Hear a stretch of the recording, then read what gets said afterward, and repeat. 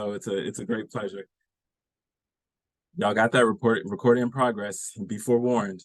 I'm happy to talk to Kevin today about his excellent and important forthcoming book, The Black Ceiling: How Race Still Matters in the Elite Workplace. So this book draws on more than 100 interviews of Black professionals across different fields, including and especially legal, consulting, and investment firms. And apparently, it's one of the largest archives of this kind of information in existence. And so, it's a really exciting thing. It's a powerful and revealing look into the feelings and experiences of being Black in these sort of elite white professional spaces. And I learned a lot from this book, even as a non-lawyer. I found myself personally relating to it in so many ways. And so I'm excited to talk more about that today and to hear from you, Kevin, today. I did want to give a bit of a roadmap for our time here today. Kevin and I will chat for about 30 to 40 minutes before turning it to you, the audience, to open it up for discussion for the Q&A. I want to just sort of let you know that if you have questions, please use the Q&A feature. And that's the way that we'll field the questions is through the Q&A feature. And I guess there's some way to let us know if there are some issues with that. Let me know, and I'll pass the message on, I guess. Okay, so without further ado, I just want to turn it over to Kevin really briefly. And Kevin, if you could just tell us a little bit about this book before we sort of get started with our discussion. Sure. Good evening, everyone. Thank you so much for taking the time to show up to hear me talk about this book that I've been working on for a long time now.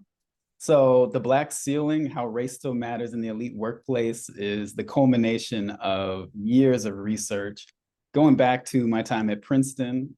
This began actually as a seminar paper in the grad school, the sociology department. And my advisor liked it so much that she encouraged me to make it a dissertation, and eventually took on a life of its own from there.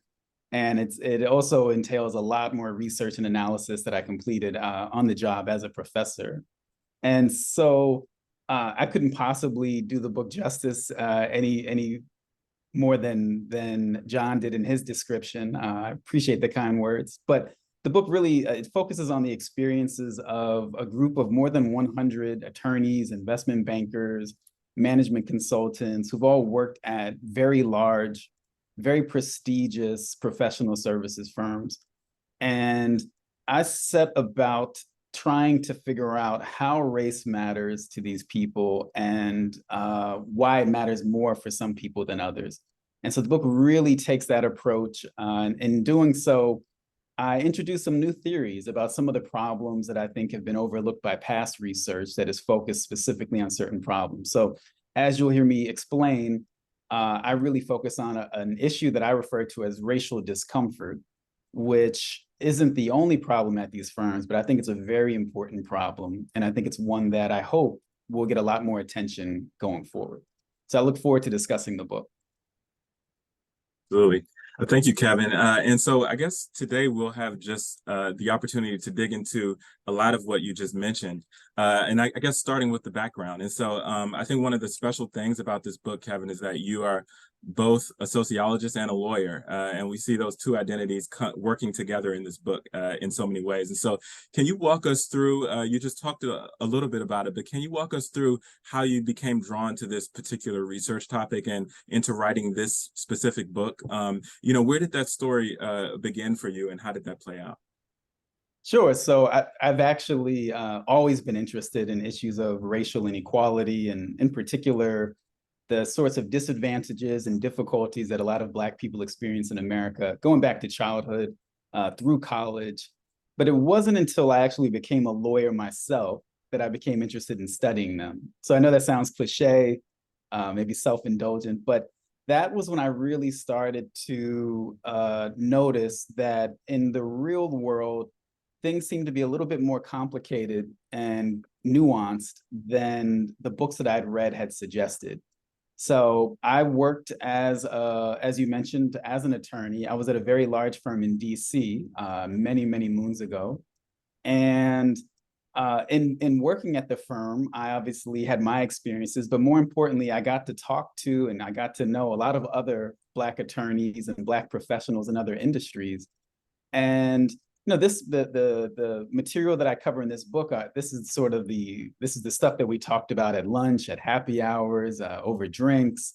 And so I was kind of informally collecting data back then and didn't realize it. But what I learned in my informal data collection was that people just had very different experiences. So even people working in the same practice groups and the same offices at the same firms with the same job titles just had completely different perspectives on whether their firms were racist, whether certain specific partners were racist, or whether they were being treated well, whether they thought they had a chance to make partner. And so all of this really intrigued me. I would just really wanted to get a better sense of how it was that so many similar people, in many ways, could just have such different experiences and perspectives. And so this occurred to me around the time that I realized that I did not want to continue being an attorney. So completely coincidentally, I worked on a big civil rights case with a sociologist who was our expert witness.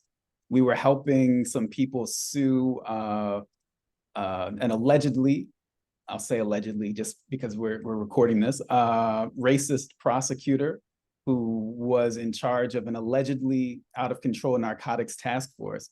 And so in working on this case, I worked very closely with the sociologist, and I just was amazed by her research. I really valued the kind of work she did and the kind of impact she could have. And it just really sealed the deal. It was my time to go back to school. And I'm from Jersey, so Princeton was a natural fit. And it happens to be one of the best sociology departments in the world. So I ended up at Princeton. But even then, I had a number of research ideas, interests. I was one of those people that just always, I'm sure John probably has a list too that he hasn't gotten to yet, but I always had a list of ideas that I wanted to tackle. This one I happened to take on in a seminar, as I mentioned, and it just took off from there. And I was really trying to, again, understand how to make sense of these differences, how to make sense of the difficulties that some people experience and others don't. Yeah, Kevin, that's really interesting because it makes me think about this.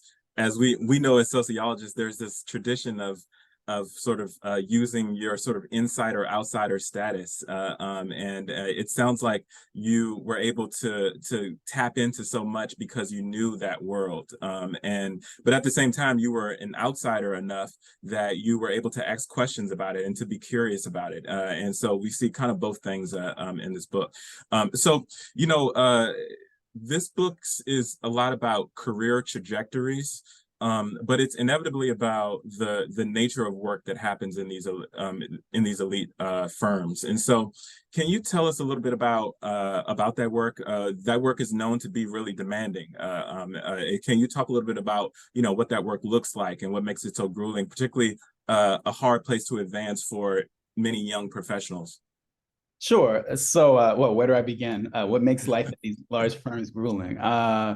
So I guess it starts with the fact that this is easy to take for granted, but you have to work very long hours sometimes, and often on very time-sensitive matters where time is of the essence. There's a sense of urgency. It's stressful. And so that by itself, of course, is one level of the I guess what makes it so grueling to so many people. But on top of that, you also have to factor in that careers here don't work the same way they work in a lot of other contexts, where you can't just show up to work every day, handle your assignments well, and then advance with seniority, or win people over just because you're that good of a worker. You are alongside many, many other really impressive workers with really impressive resumes and skills as well. So but to advance at the firm or to position yourself to get good jobs elsewhere, you have to acquire what I refer to in the book as career capital.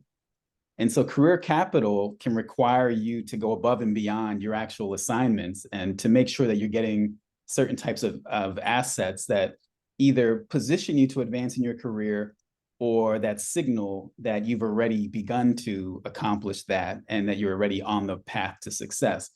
And so career capital consists of a few different types of capital. So of course, there's financial capital, meaning the money that you earn through your salary or your bonuses. And in many industries, that's an important indicator of how well you're doing. But there's also social capital, which is arguably the most important for junior professionals in these firms. And it can be the hardest to acquire, especially if you are an outsider. And so I say that social capital is really important. And by this, I mean relationships with your colleagues, relationships with clients, relationships with potential mentors and sponsors.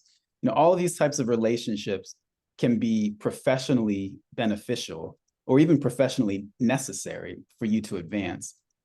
So that's one other type of career capital that people have to acquire to advance here. Reputational capital, which obviously kind of speaks for itself. You want to develop a reputation, an image of someone who's a rising star, who's very talented and capable of great work. And you want to develop human capital, which is the actual experience and skill set that you develop by working on high quality assignments instead of working on some of the more mundane tasks that a lot of people end up working on predominantly. And so you're not assured, everyone doesn't get equal access to these forms of capital. So that's one of the things that's tricky about life at these firms. So the people who do get access to these forms of capital stand to benefit quite a great deal from that. So it creates a kind of level of competition, even if people don't realize that they're competing, because there are only so many good assignments to go around. The mentors and sponsors only have the bandwidth to look out for so many of their junior colleagues. And so this can often require you acting strategically and tactically to try to get your hands on those assets. And then finally, I think what really cements all of this is the fact that, and this has softened over the years, but to a large extent, these firms are still predominantly up or out workplaces. And by up or out, I mean that there are certain junctures in your career where you either advance to the next level via a promotion or you're expected to leave. And so this puts sort of a time limit and creates a sense of urgency in how much time you have to go about acquiring this capital and getting your career off the ground at these firms. And so all this together, and of course, many other things, possibly working with difficult people, the work can be very intellectually rigorous in some instances. So there are a lot of conditions here make these places very difficult to get ahead. And you're competing against many, many people who are highly skilled with very impressive resumes. And there are only so many slots for advancement available. Yeah, the weight of anxiety really, I think, comes through in the stories that you tell, Kevin, in this book. And one of the things that really stood out to me is, in academia, we know about the tenure clock. I wasn't as aware that this same structure exists in so many other elite professions, and so that was really interesting. So I want to kind of get into the core of your argument here, and you sort of talked about this a little bit, the racial discomfort. And, as I said at the beginning, I think one of the things that this book really does is that it helps us to name and articulate the feelings and the experiences that Black professionals actually have in these places. Sometimes these are experiences and feelings that it's actually hard to name and it's hard to put a finger on. And I think your book really provides a vocabulary for that. And so just to sort of dig into that a little bit more, one idea that you emphasize is this point that you just raised about racial discomfort. And it's this term that describes a bit of how and why Black professionals struggle at these firms. So can you talk a little bit more about how you arrived at that discovery in your work and sort of what that term allows us to see? I think that's a great question. So I've happened to see a few of my friends here and former colleagues who've known me over the years as I've worked on this. And it's been a long road. Everything looks neat and tidy when you publish it in a book. But as you can imagine, having well over 100 interviews with people offering very different perspectives and experiences, it did take quite a bit of time and quite a bit of thinking to really connect the dots and to develop these theories. So I hope that they seem so compelling that they seem obvious when people read them, but it was pretty challenging because the research in this area beforehand tended to focus on racial bias. So racial bias, particularly the kind of the prejudices and the stereotypes that people might hold about members of a particular racial group, either consciously or unconsciously, that seemed to be the locus of most of the attention and the analysis in this area.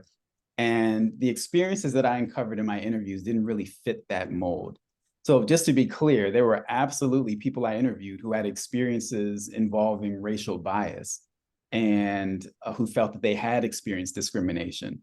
But the vast majority of the people that I talked to didn't really bring up those types of stories. Instead, they referred to some far more subtle disadvantages, and they tended to involve feelings of either unease or not fitting in, not being fully comfortable.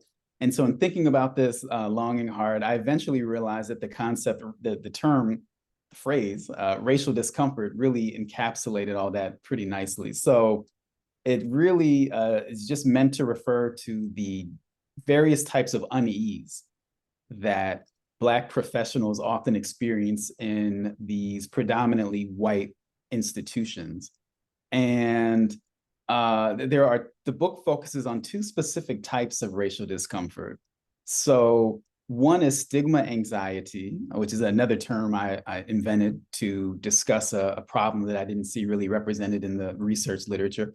And stigma anxiety just refers to essentially the apprehensions that you have as a Black person in these spaces, worrying about whether somebody, a colleague, a client, a supervisor might treat you unfairly on the basis of race. And so it's really essentially the concern of possible discriminations or awareness of the threat of discrimination that actually kind of produces a chain reaction in some instances where if you have that awareness or you have that anxiety, you may be inclined to engage in certain types of defensive tactics to protect yourself from that possible discrimination. And so that can actually be helpful in some instances, but it can also have some pretty significant downsides. And so I talk about some of the different types of racial discomfort, some of the ways that it manifests itself, of stigma anxiety. And one of the, I guess, more common types of stigma anxiety, one of the more common consequences is that of racial stress.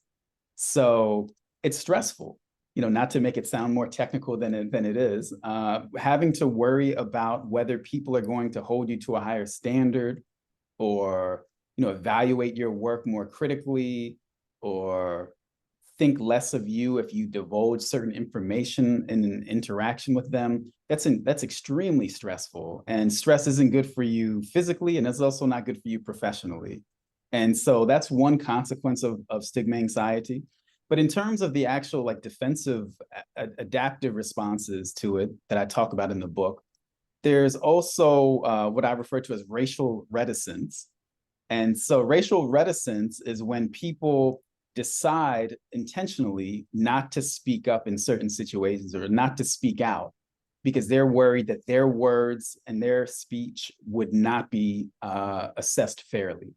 And so the classic example of this is there's one woman I spoke to who was an attorney at a large firm who explained that she was very uncomfortable speaking up at team meetings because she felt that if anything she said that was less than flawless could subject her to unfair scrutiny and could confirm in the eyes of some of the partners, perhaps, that she's really not that bright, she's really not that articulate. But in doing so, she actually ended up being criticized by the partners in her yearly evaluations for not contributing enough, not being engaged enough. And so that's what makes racial discomfort and some of the I guess outcomes that it produces especially difficult to deal with, is that in some instances people might feel that they're in a no-win situation where you have to worry about being discriminated against if you make a mistake, but in trying to avoid that discrimination, you might actually set yourself up for just as big of a problem. And so the other major form of racial discomfort that I discuss in the book is what I refer to as social alienation. And social alienation is basically a fancy way of saying not fitting in because you feel different than the people around you. And so these are white firms for reasons that I explain in the book, demographically, culturally, symbolically. It's kind of hard to miss if you're a Black person working at one of these firms. And for a lot of Black people, that can lead to challenges fitting in. And so as I mentioned a few minutes ago, relationships at these firms are incredibly important to your prospects for getting ahead.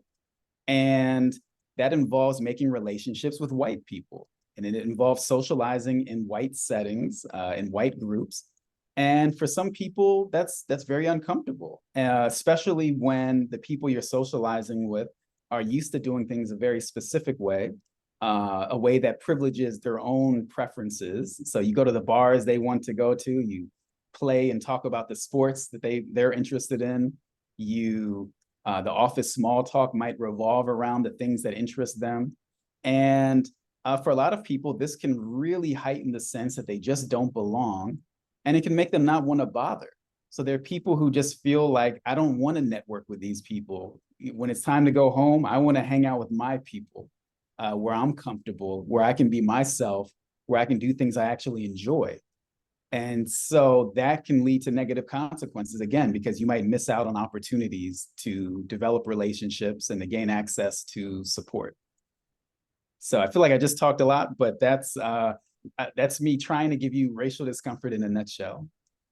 Yeah, absolutely. And I mean, I think that just as you just did, I think the book really does that as well. It connects the dots and I think that in reading the book, I get the sense that there are a lot of people who are going to read this book who need the dots connected in that way because it's not necessarily obvious. One of the things that I find that I was struck by was how the book connects some of those moments that you mentioned, Kevin, of just kind of being in these kind of informal settings, the jokes that that you find funny,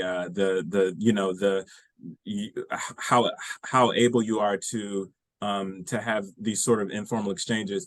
But the book actually connects that to which assignments you get at work and sort of how that then builds different types of career paths. And I've read a lot of work in this area, and a lot of the work in this area might talk about how folks relate to each other around the water cooler, but they don't necessarily make that connection that then decides who gets the plum assignments and things like that. And so I think there's a very granular way that you connect the dots here.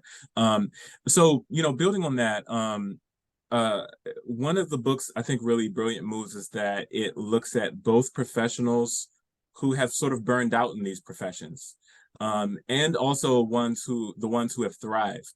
And I think the book kind of has a really compelling way of carefully telling both stories.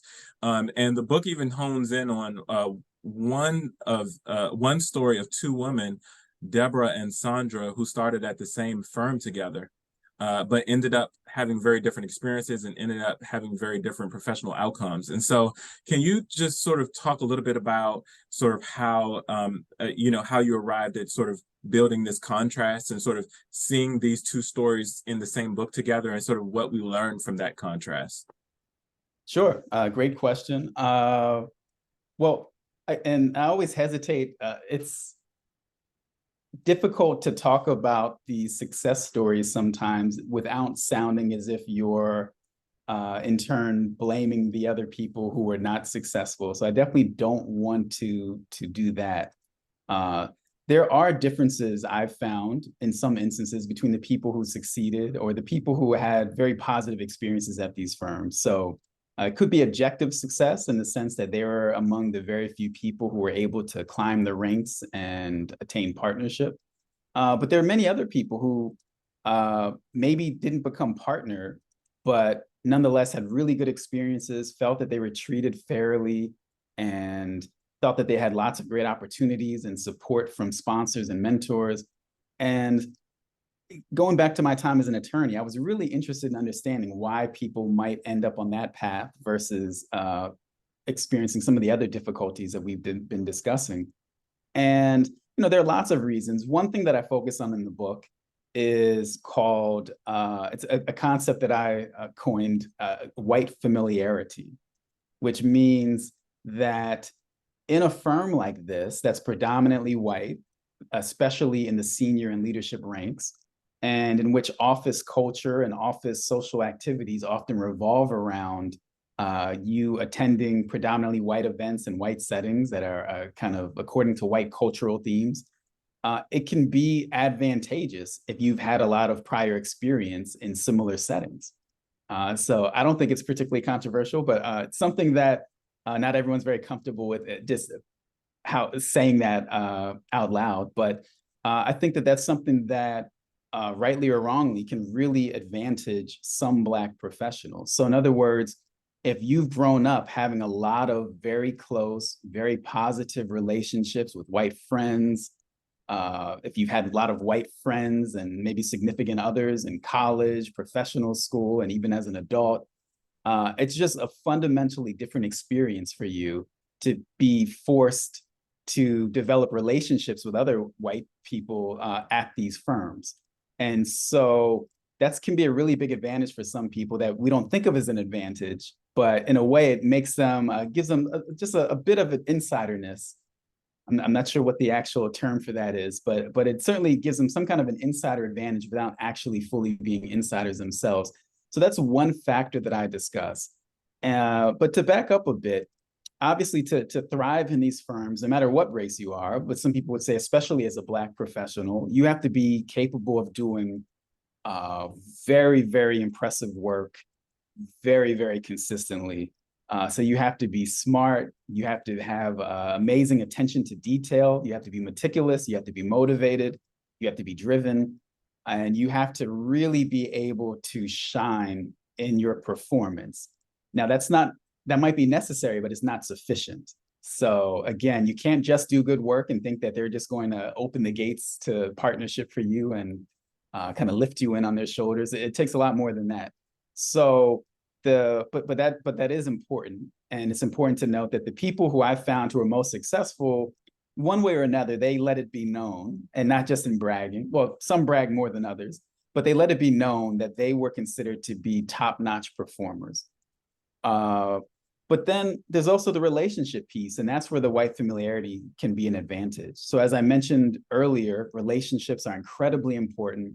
And to the extent that that gives people advantages in forming relationships with mentors and sponsors, that can be it can really make all the difference in someone's career. And so some of the people I talked to, for example, and so if you look at some of the most successful, there are a couple of women I talked to who were partners at large law firms, where the existing research suggests that Black women just don't become partner, or they're all having terrible experiences there. But these two women had amazing experiences. And one of the common threads was that they shared this kind of background. So in addition to just being extremely impressive performers, they were also just very comfortable approaching their 55-year-old white partner neighbors and knocking on their doors repeatedly and asking for work, asking to get on their teams, asking if they needed help with anything, making small talk with them. This was just something that wasn't intimidating to them as 25-year-old Black women, in part because of their backgrounds. And so that can make a subtle difference. Obviously, luck and chance also. I know it's not a very sociological answer, but luck and chance can play a major factor in shaping career trajectories, to the extent that if you're fortunate enough to get hooked up with a very supportive, open-minded, fair partner at a young age, early in your career, you will probably be better off than someone who has all these same attributes as you, but doesn't get hooked up with such a great partner. So some people get hooked up with terrible partners, people who may be unfair or just unsupportive early on, and that can lead to all types of career problems. So all these factors play a role. And I guess to get back to the example that you mentioned, so I opened the book talking about two women who I've named, Sandra and Deborah. They're, as I mentioned, what fascinates me about them, and I don't know how long it took me to realize to put this together because I did not interview them together, but these are two women who actually, it turns out, had worked at the same law firm at the same time. And not only that, they had attended the same law school. And not only that, each of them had a parent who was an educator. So these are two people you would think are very, very similar and who you would expect would have similar career outcomes. And nothing could be further from the truth. So Sandra was a superstar performer. Other interviewees, people I met, referenced that about her. So it wasn't just her kind of tooting her own horn. But she had grown up in an all-white suburb where she'd had most of her best friends growing up had been white.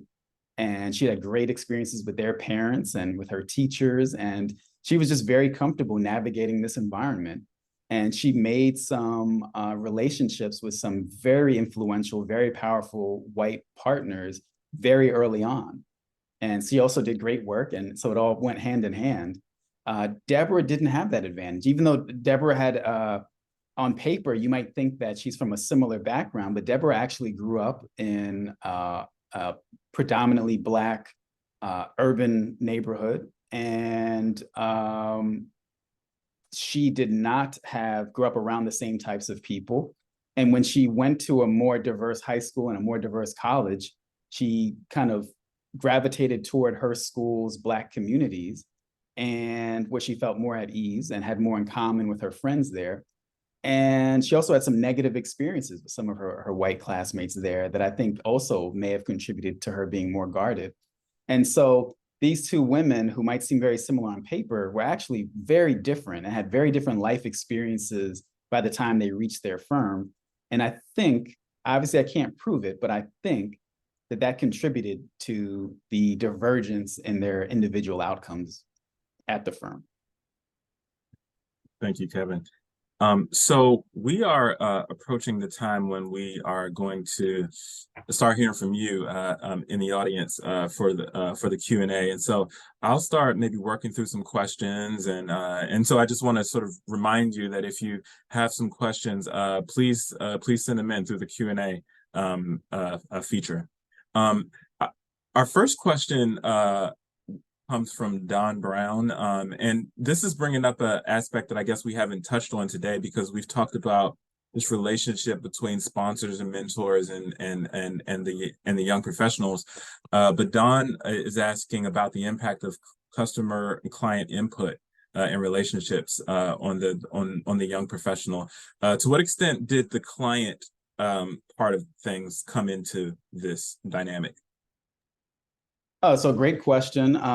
So it's complicated. Obviously, conditions vary a bit from industry to industry, and even different departments within those industries might have different situations. But I'll say in general, at the very beginning of their careers, and the relationships with senior colleagues are more impactful. Because for the most part, the way these firms are structured, work is very hierarchical. So the partner, for the most part, has the most contact with clients. And the junior professionals have more sparing contact with those clients. And again, it can depend on the nature of the project. It can depend on what's going on exactly. But in general, you're dependent on the senior professionals for the beginning of your career to give you work, to spread the word of how good you are to their colleagues, and to give you complimentary performance reviews and that sort of thing, to give you advice, et cetera. And clients can make a big difference. If they really like you for whatever reason, they can insist that you continue to be staffed on their work. And I don't think many senior professionals would argue with them. But I think what's far more common is the relationships with senior professionals paying dividends first. Now, when you get closer to promotion, so when it's your turn when the firm is considering whether to make you partner, that's when those client relationships become a lot more important. So in other words, at some point in the kind of midpoint of your career, those relationships become probably just as important, because relationships with clients can give the firm some kind of indication of how much money you'll be able to make them going forward. And it can also convey to them that you have certain skills and certain proficiencies in managing clients and making new clients. So I don't mean to give clients too short a shrift, but I tend to focus more specifically on the relationships with senior professionals. Yeah, we'll hear now from Terry Pickens. I'm sorry if I mispronounced the name, Terry Pickens, who is asking about your ethnography process, your process of conducting qualitative interviews with your respondents. And Terry asked, what were some of the ways that this work resisted ethnography, or resisted the methodology that you use, or embraced it? And you know, this makes me think of the insider-outsider thing again, because on the one hand, you know so much about this world. On the other hand, all of a sudden, you're an outsider when you're asking folks questions. And so I guess Terry is asking, you know, what was the process like of building rapport with your respondents? So good question. I think it might help if I describe the sort of my overall methodology a bit, and how I went about constructing the sample. I guess the terminology we would use in the social sciences, which basically is just a fancy way of saying finding people to interview. And so what I ended up I think it's important to remember that when I began this project, I was only a few years removed from being an attorney myself. And I knew a lot of people who were still attorneys and professionals. And when people met me or heard of my project, it was clear that I was from that background. So to them, I was still an insider. And I think also being a graduate student, maybe that helped. Maybe that made me seem that much less threatening. They're relatively young professionals. I'm a relatively young graduate student. Maybe it'd be different now if as a middle-aged professor, if I was trying to interview these people, maybe there would be a bit more apprehension about how comfortable they'd be in sharing certain details. But at the time, I think being an insider, a partial insider and a formal insider helped me a great deal. So to develop my sample, I ended up reaching out to lots of different people that I'd met, maybe a dozen or more people that I'd met in different phases of my life. So I reached out to some people I'd met in college, people I'd met in law school, people I'd met as a professional, people I'd met in grad school. And I asked some of them if they would be interested in participating and sharing their perspectives. And others I asked just to if they could refer my work to people in their networks who might fit the description of what I was looking for. And I made clear to them that I wasn't looking for people who had any other specific type of experience or any specific types of beliefs or opinions. I really just wanted to talk to as diverse a group as possible. And it went pretty well. There were some people who were, and so this is what's referred to as snowball sampling in the social sciences, or the technical term is respondent-driven sampling. And you end up getting to interview people who probably would have never given me the time of day if I had just cold called them or sent them a cold email. But because I had been vouched for either by someone who knew me, or someone who knew me, or someone who enjoyed the interview experience with me, I was able to eventually interview well over 100 people. And so, I thought the interview, maybe I'm partial, I'm biased. I thought the interviews went very well. I think some of them went for hours. And the level of comfort and the rapport, I think, really helped me get some insights that I would not have come up with on my own.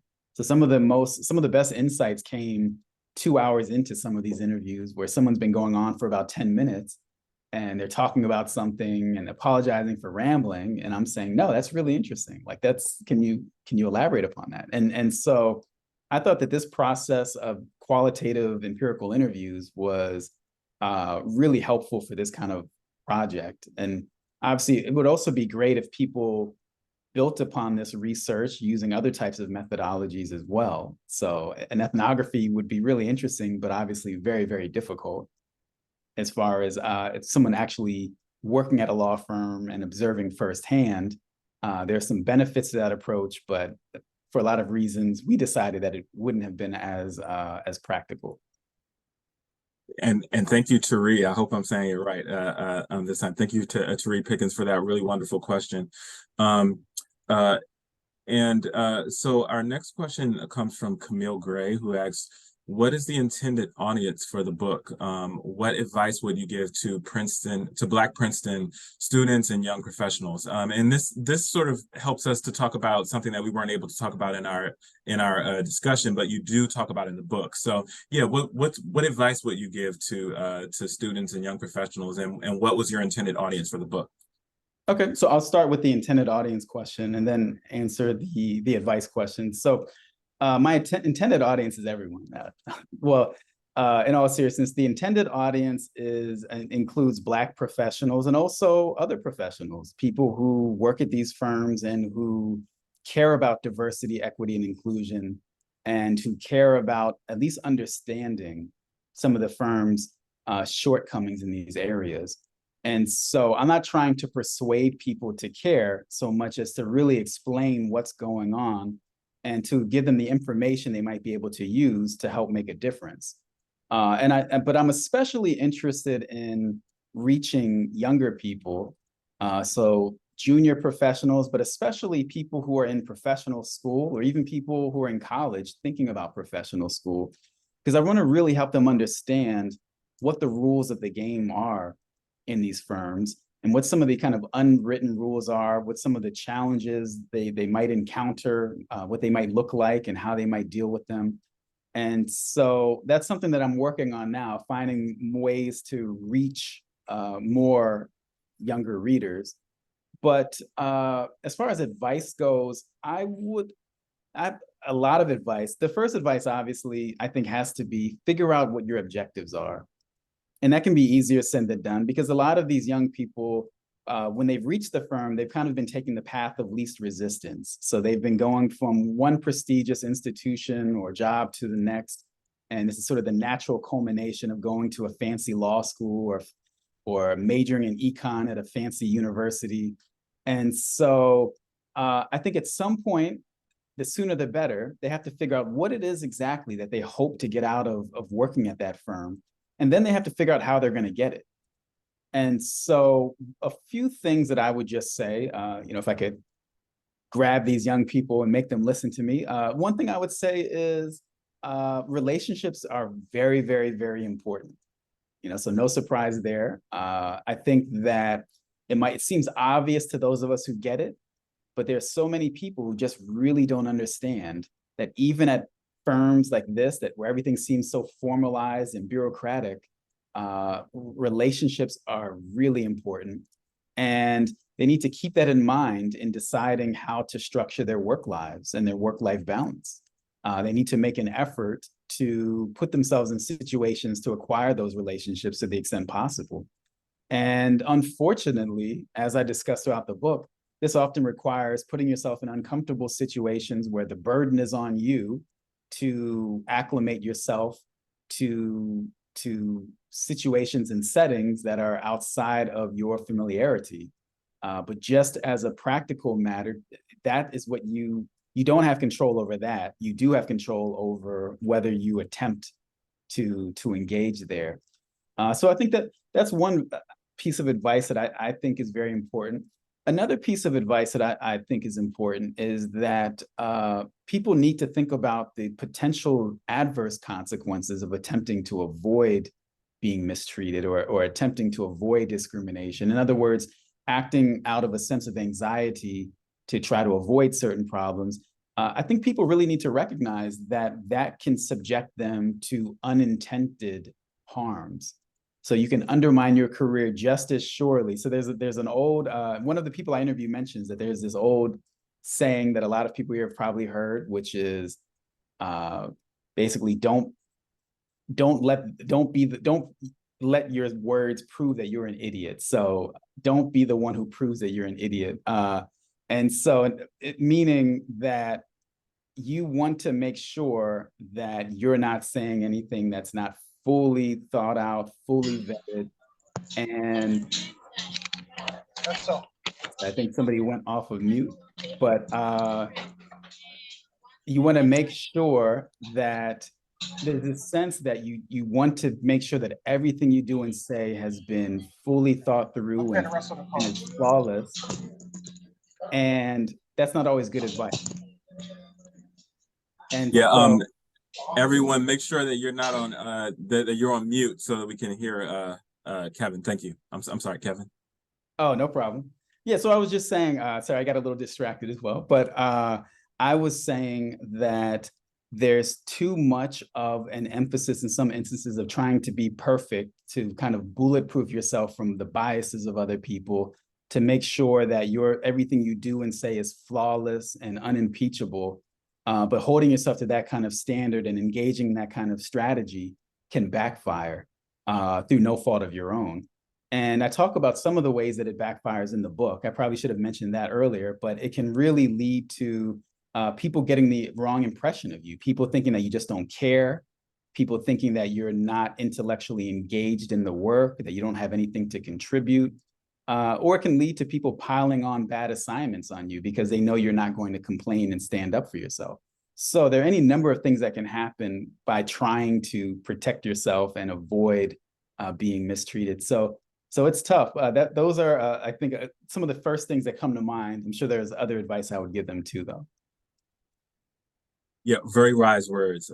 Wise words. Thanks, Kevin. So I'm gonna we have several questions here, and so what I think I'll do, I'll just stack the questions, and maybe you can respect. It could be that you're not able to respond to everyone. We have about 4 questions.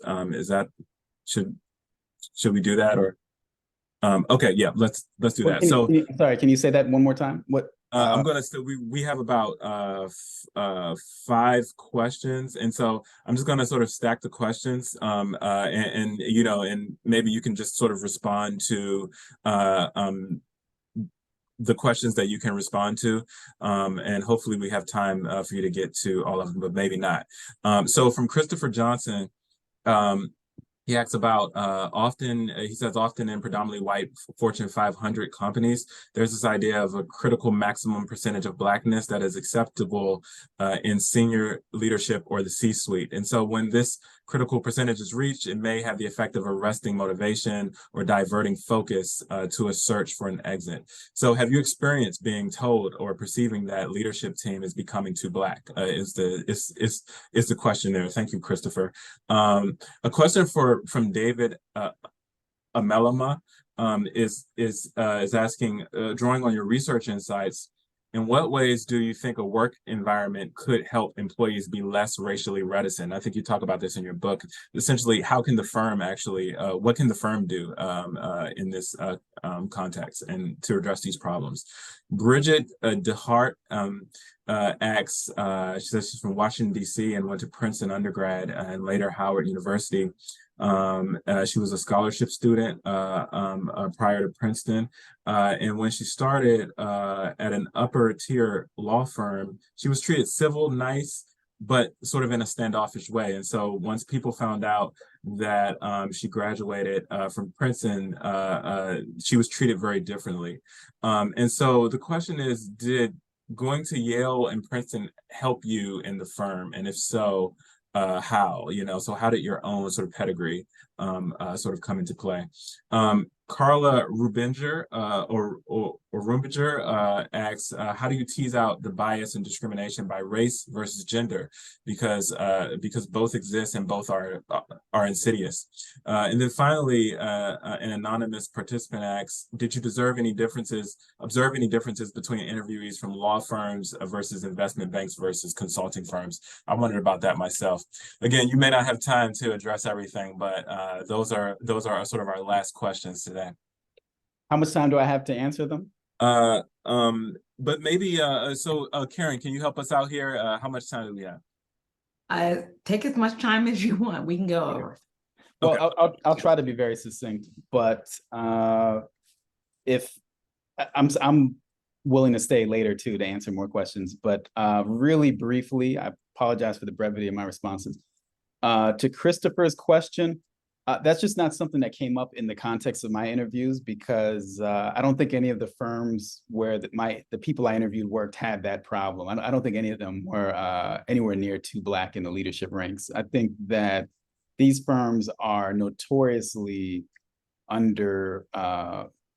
Black professionals are notoriously underrepresented at the senior levels of these firms, especially in the leadership positions. That's changed a little bit post 2020 from what I understand, but not much. So, and firms are structured very differently. So they're not quite as hierarchical as some of the Fortune 500 companies as well, as far as the C-suite goes. To David's question, essentially what can firms do to change the environment to limit racial reticence? That's a good question, and it's a tough one. I think to some extent, there are tactics that individual partners could use in terms of how they run their teams, how they provide feedback to individuals, how they go about soliciting their input. But one important thing is that it's important that they recognize that this is something that could be going on, so they don't jump to the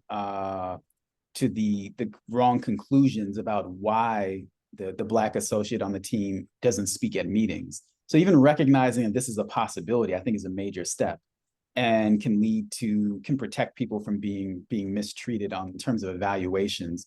But partners could go out of their way to solicit input from them. They could try to talk to them privately and say, "Hey, we know that you're very sharp, and we really like some of your ideas, and we know that sometimes people might think that what you say has to be perfect during a meeting. It certainly doesn't. I say dumb things in meetings all the time. Be like me." And so there are lots of ways, and this is just something that I don't really get into at length, but there are lots of ways that firms can help. To Bridget's question, I think this point I was really scribbling fast. So okay, let me repeat. Well, I think I have it. It was that it was about my pedigree and how that might have made a difference. And so, I would say that, just to clarify, that I went to Columbia undergrad. Don't want to be mistaken as a Princeton undergrad grad. But and then Yale Law School. And so that helped me at the firm. But I think more importantly, like focusing on the experiences of my interviewees, I think that it really depends on what types of firms they were working at. So some people I interviewed were some of the only Yale Law graduates at their firms. And so that's a really big deal if that's the case. But if you're at a firm like where I worked in DC, Yale Law grads are almost a dime a dozen. So that credential might make it where people can look at you funny, but they're not necessarily going to assume that you're the future partner because you went to some fancy schools. They all went to fancy schools. Carla's question was how to tease out the differences between race and gender bias. I think that's a real challenge. And I wanted to write more about that in the book. I touched upon it in a couple of chapters. And in some instances, some of these problems that I discuss also take place in the context of gender. So women, for example, can also feel social alienation on the basis of gender. There's some women I interviewed who explained that. They said that in their experience, it was actually, I have a couple of good quotes from people who said, I never say this ever, but I have to tell you it's gender here more than it's race, because I feel more left out as a woman than I do as a Black person. And then sometimes they'll refer to a Black man who works with them, who's doing well, and who's like in the good old boys club. And so it's certainly not all race. And these things there's intersectionality where Black women might have it especially difficult, even relative to white women and relative to Black men. And it can be difficult. I think the only way you can tease it out is by talking to enough people and asking enough questions about their experiences. Even then, it's not foolproof. And to Anonymous, the question was about industry differences.